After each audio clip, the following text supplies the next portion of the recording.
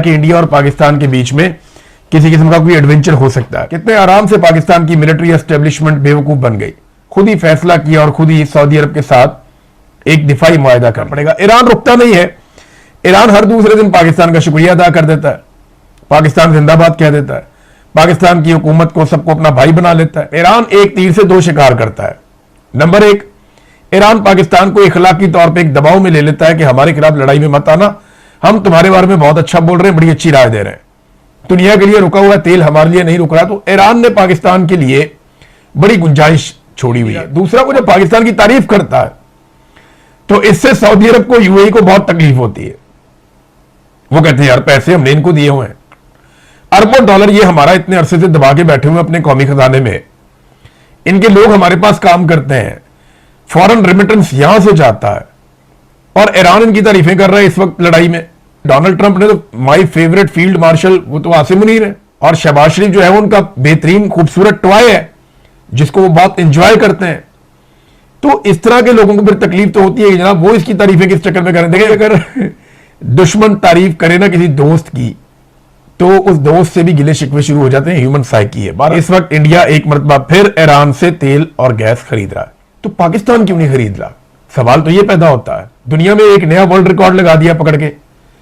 ये तो पीएमएलएन के लोगों ने और बाकी सब ने इनको बताया कि बहुत जूतियां पड़ेंगी अवाम के अंदर जाएंगे, तो अव्वल तो इन्होंने जाना ही नहीं, अवाम से वोट ही नहीं लेना। ये 80 रुपए का लेवी वाला जो ड्रामा इन्होंने किया है, तो बाकी जो 80 रुपए बकाया है वो लेवी किसने लगाई है? कोई इसराइली वज़ीर आज़म ने लगाई है।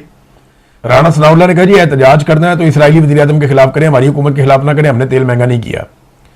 तो क्या पाकिस्तान में तेल महंगा नेतन्याहू करता है? और इसराइली वज़ीर आज़म के खिलाफ क्यों एहतजाज करें? अमरीकी सदर का आपने मशवरा क्यों नहीं दिया? असल में तो जंग अमरीकी सदर ने शुरू किया, इसराइल का बस चलता वो तो 10 साल पहले कर देता। बिस्मिल्लाहिर्रहमानिर्रहीम, अस्सलाम वालेकुम नाज़रीन, आप यूट्यूब चैनल देख रहे हैं, मैं इमरान खान हूँ। पिछले वीलॉग में मैंने आपको बताया था कि इंडिया और पाकिस्तान के बीच में टेंशन बढ़ रही है और उसकी वजह दोनों तरफ के स्टेटमेंट्स हैं। अमित शाह का स्टेटमेंट एक इंडिया से आया है, गो कि उस स्टेटमेंट को बहुत बदल दिया गया, उसको मैनिपुलेट किया गया, लेकिन फिर भी एक स्टेटमेंट है जो खबरों के अंदर गर्दिश कर रहा है, गो कि बहुत सारी चीजें उसमें तब्दील की गई हैं। तो टेंशन बड़ी है यहाँ पे। पाकिस्तान के वज़ीर दिफा ने भी एक स्टेटमेंट दिया है और एक हाई अलर्ट की सिचुएशन है और यह दावा किया जा रहा है कि इंडिया और पाकिस्तान के बीच में किसी किस्म का कोई एडवेंचर हो सकता है।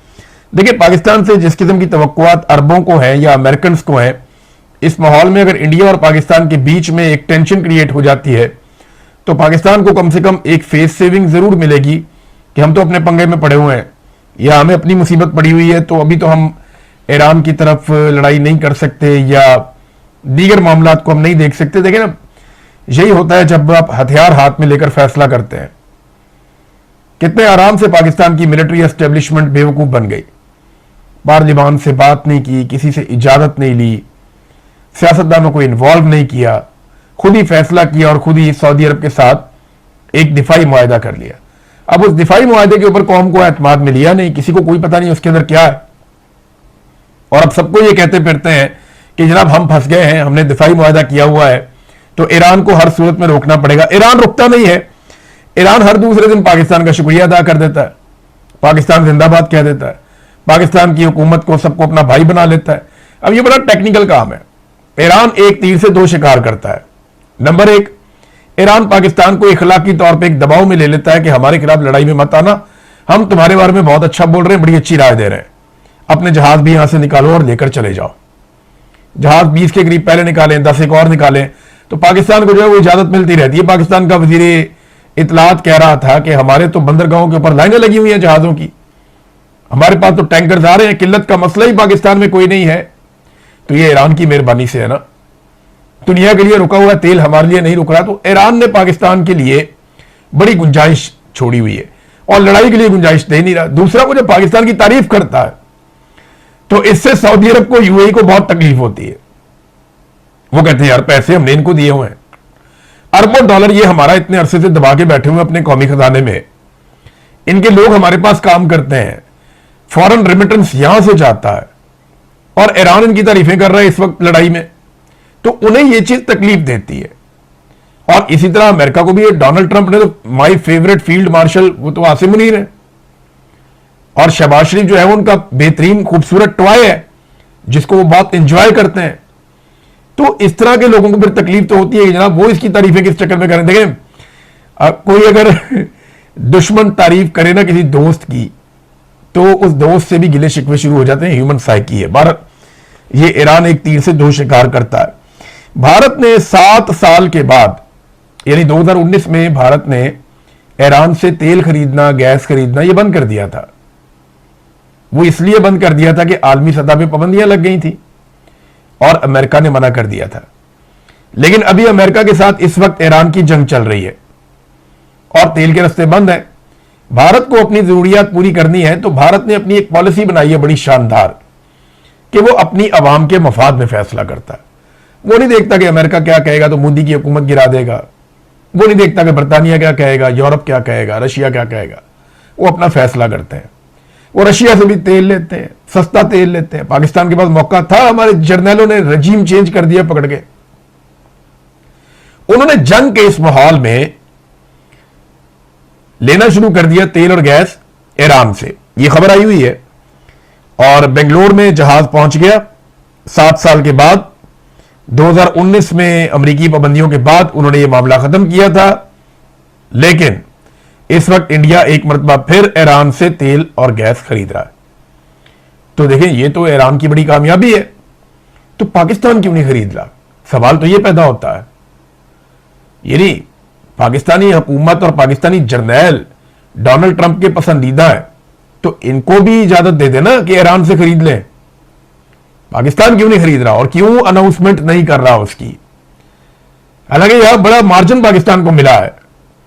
पाकिस्तान में तो तेल की रेल पेल होनी चाहिए, किल्लत ही नहीं है वो कहते हैं। देखिए, अगर पाकिस्तान में वजीरे इतलात की आप बात मान लें कि तेल की किल्लत नहीं है, तो एक सवाल पैदा होता है बड़ा कॉमन सेंस का, फिर बच्चों को स्कूल बंद क्यों किए आपने? तेल महंगा होने पे तो स्कूल बंद नहीं होते ना, किल्लत होने पे स्कूल बंद होते हैं। आपने बच्चों के स्कूल क्यों बंद किए अगर तेल की किल्लत नहीं है? तो अगर तेल की किल्लत नहीं है तो आपने पीएसएल के मैचेस के अंदर से तमाशाइयों को कहां गायब कर दिया? अगर तेल की किल्लत नहीं है तो आपने ये सारे ड्रामे पाकिस्तान में क्यों किए? और कीमत को भी पूरी दुनिया में सबसे ज्यादा बढ़ा दिया, दुनिया में एक नया वर्ल्ड रिकॉर्ड लगा दिया पकड़ के। ये तो पीएमएलएन के लोगों ने और बाकी सब ने इनको बताया कि बहुत जूतियां पड़ेंगी अवाम के अंदर जाएंगे, तो अव्वल तो इन्होंने जाना ही नहीं, अवाम से वोट ही नहीं ले लेना। लेकिन ये 80 रुपए का लेवी वाला जो ड्रामा इन्होंने किया है, तो बाकी जो 80 रुपए बकाया है वो लेवी किसने लगाई है? कोई इसराइली वज़ीर आज़म ने लगाई है। राना सनाउल्लाह ने स्टेटमेंट दिया था ना, राना सनाउल्लाह ने कहा जी एहतजाज करना है तो इसराइली वज़ीर आज़म के खिलाफ करें, हमारी हुकूमत के खिलाफ ना करें, हमने तेल महंगा नहीं किया। तो क्या पाकिस्तान में तेल महंगा नेतन्याहू करता है? पाकिस्तान में तेल महंगा करने के फैसले नेतन्याहू करता है? और इसराइली वज़ीर आज़म के खिलाफ क्यों एहतजाज करें? अमेरिकी सदर का आपने मशवरा क्यों नहीं दिया? असल में तो जंग अमेरिकी सदर ने शुरू की है। इसराइल का बस चलता वो तो 10 साल पहले कर देता, 20 साल पहले कर देता। तो इसराइल तो अमेरिका को लाना चाह रहा था बीच में, तो डोनाल्ड ट्रंप ने जंग शुरू की। डोनाल्ड ट्रंप के खिलाफ एक लफ्ज नहीं बोलते पाकिस्तानी वज़ीर। इसराइली वज़ीर आज़म के खिलाफ एहतजाज करो और पाकिस्तान में एहतजाज करने के लिए छोड़ते किसको है? वो तहरीक लब्बैक वाले इसराइल के खिलाफ ही निकले थे ना, वहां कत्लेआम कर दिया मुरीदके में। इससे पहले जब जब कोई निकला इसराइल के खिलाफ एहतजाज करने के लिए, इस हुकूमत ने छोड़ा किसी को नहीं। इसराइली अखबारात ने लिखा कि जब से आसिम मुनीर साहब आए इसराइल बड़ा राजी है। पाकिस्तान के अंदर तो उन्होंने ताकत से कुचल दिया हर उस एहतजाज को जो इसराइल के खिलाफ या फलस्तीनियों के हक में हुआ। बाकी चीजों पे हम नजर रखेंगे, चीजें आपके साथ शेयर करेंगे नेक्स्ट व्लॉग में। अब तक के लिए इतना ही, अपना ख्याल रखिएगा, अपने चैनल का भी। अल्लाह हाफिज़।